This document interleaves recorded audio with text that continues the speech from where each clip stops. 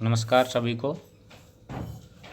तो बच्चों, आज हम आरोह पुस्तक का काव्यखंड का दूसरा पाठ मीराबाई पढ़ेंगे। मीराबाई के यहाँ 2 पद दे रखे हैं। परिचय जान लेते हैं। पहले मीराबाई भक्ति काल की प्रमुख भक्त कवयित्री रही हैं।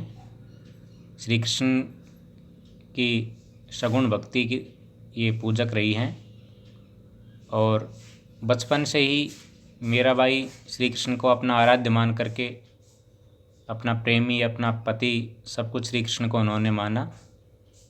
मीराबाई मेड़ता में कुड़की नामक गांव में, राजस्थान में जो स्थित है, वहाँ इनका जन्म हुआ था।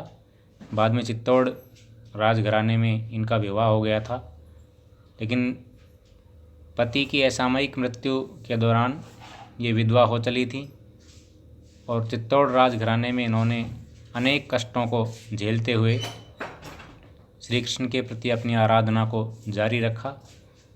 लोकलाज की चिंता न करते हुए बहुत सारे व्यंग बाण, बहुत सारे कष्ट, शारीरिक कष्ट झेले इन्होंने, लेकिन फिर भी सत्संग में, श्री कृष्ण के मंदिर में जाना, महापुरुषों के बीच नाचना गाना, सत्संग करना, ये इन्होंने छोड़ा नहीं और एक निष्ठ प्रेम करती हुई श्री कृष्ण की पूजा में लीन रही। और वहाँ जब इनको सताया गया था तो पुनः ये मेड़ता आ गई थी। मेड़ता आने के बाद फिर वृंदावन चली गई और अंतिम समय में द्वारिका में, कहते हैं कि रणछोड़दास जी का जो मंदिर है, उन्हीं श्री कृष्ण का जो रूप है, रणछोड़दास जी का मंदिर, वहाँ ये समाहित हो गई थी। तो मीराबाई का मुख्य जो विशिष्ट स्थान है वो उस समय की तत्कालीन जो मध्यकाल था, मध्यकाल की स्त्री मुक्ति की प्रतीक भी मीराबाई कही जाती हैं, क्योंकि उस समय जब स्त्री पर्दा प्रथा के बीच जकड़ी गई थी, उस दौरान लोक लाज को छोड़कर उस पर्दा प्रथा का विरोध करना अपने आप में साहसिक कदम था। इसीलिए मीराबाई, तो महिला सशक्तिकरण की आज बात की जाती है, उसकी शुरुआत करने वाली महिलाओं में एक प्रमुख स्थान रखती हैं। तो अब इनका पहला पद जो यहाँ दे रखा है वो पढ़ेंगे। इसमें श्री कृष्ण को एकनिष्ठ अपना आराध्य मान करके वो किस तरह उनको पूजा करती है और किस तरह अपने कष्टों को दूर करने के लिए उनको याद करती है, दे रखा है। चलो शुरू करते हैं।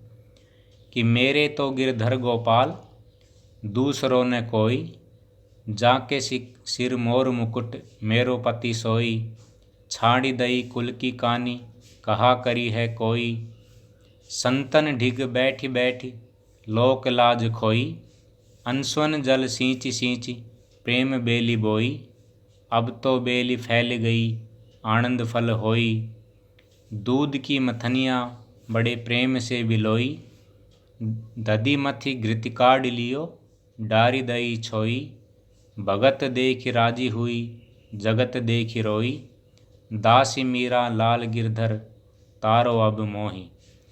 देखो, इसमें प्रथम पंक्ति में मीराबाई कहती है कि मेरो तो गिरधर गोपाल, दूसरों ने कोई, अर्थात मेरा तो वही गिरिधर, गिरि यानी पर्वत, धर यानी धारण करने वाला, यानी गोवर्धन पर्वत जिन्होंने धारण किया था, अर्थात श्री कृष्ण, वो ही मेरा आराध्य है, वो ही मेरा सब कुछ है। गिरिधर गोपाल, गायों को पालने वाले, ये भी श्री कृष्ण का पर्यायवाची शब्द है। मेरा तो गिरिधर और गोपाल है, दूसरों ने कोई, दूसरा मेरा कोई सहारा नहीं है। जाके सिर मोर मुकुट, मेरो पति सोई, और श्री कृष्ण को अपना पति, अपना प्रेमी, सब कुछ मीराबाई मानती थी और इसीलिए मीराबाई की भक्ति माधुर्य भाव की भक्ति मानी जाती है। प्रेमी और पति श्री कृष्ण को मानने के कारण ही श्री कृष्ण को, कैसे श्री कृष्ण उसका रूप बता रही हैं कि जाके सिर मोर मुकुट, मेरो पति सोई, जिनके सिर पर मोर रूपी जो मुकुट है वो ही मेरा पति है।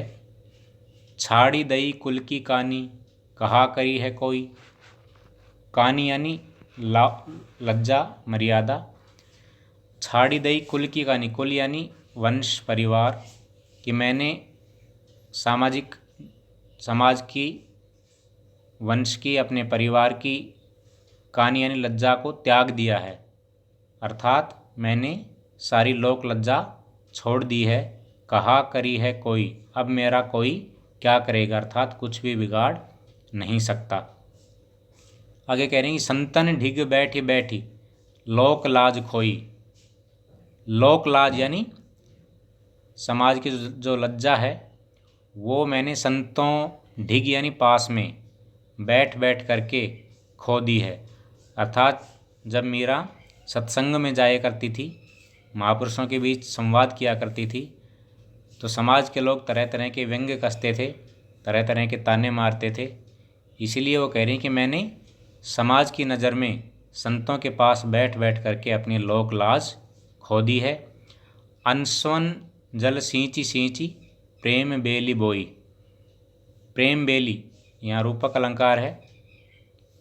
प्रेम को बेल का रूप देके, बेल यानी लता, जो प्रेम रूपी लता है वो मैंने बोई है। और उस लता को किससे सींचा है?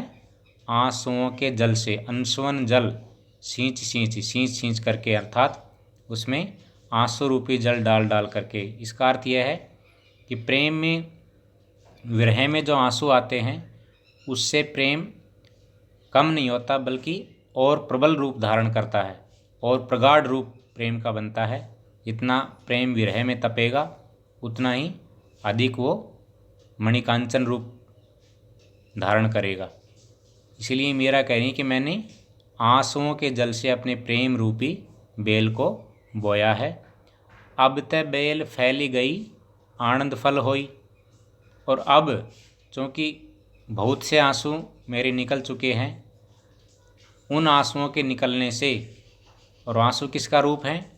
प्रेम रूपी बेल के लिए जल का रूप है। तो उन आंसुओं से अब मेरी प्रेम रूपी बेल बहुत अधिक फैल चुकी है, अर्थात अब मेरा प्रेम बहुत अधिक विस्तारित हो चुका है, प्रगाढ़ रूप धारण कर लिया है, विस्तृत हो गया है। अब आने वाले समय में मुझे आनंद ही आनंद प्राप्त होगा। अर्थात मीराबाई यहाँ श्री कृष्ण के प्रेम में तल्लीन होकर आनंद मना रही हैं।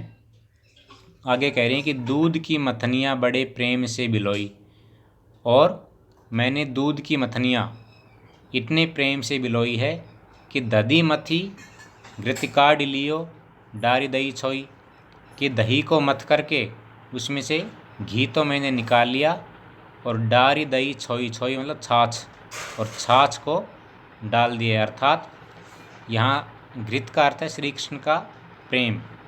श्री कृष्ण के प्रेम को मैंने पा लिया है, अर्थात जो सार तत्व है वो मैंने ग्रहण कर लिया है, और छाछ जैसे व्यर्थ निरर्थक चीज़ों को मैंने त्याग दिया है।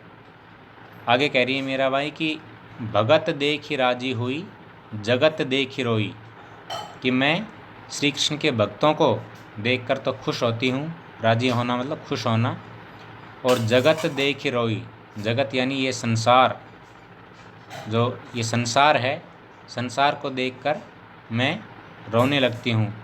संसार को देखकर रोने का अभिप्राय यह है कि मीराबाई को ये जगत अनेक तरह के ताने मारता था और उनकी, मीराबाई की भक्ति को वो व्यर्थ मानता था। इसलिए मीराबाई हमेशा जगत को दोष देती है कि जगत मेरी भक्ति को कभी स्वीकार और समझ नहीं सका है। अंतिम पंक्ति में मीराबाई कहती हैं कि दासी मीरा लाल गिरधर तारो अब मोही, कि हे गिरिधर, हे श्री कृष्ण, मीराबाई आपकी दासी है, हे गिरिधर लाल, अब मोही यानी मुझे, तारो इस भवसागर से पार लगाओ, अर्थात मेरे सब दुखों को, संकट से, सब दुखों और संकट से मेरा निवारण करो। अब आप ही मेरे सब कुछ और मैं आपकी दासी हूँ। तो ये पहला पद था जो समझ में आ गया होगा आपके। फिर भी समझ में कुछ नहीं आया, कुछ क्वेरीज हों तो मेरे YouTube चैनल पे कमेंट बॉक्स में जा कर के कमेंट में अपना प्रश्न लिखें, उनका निवारण किया जाएगा। धन्यवाद।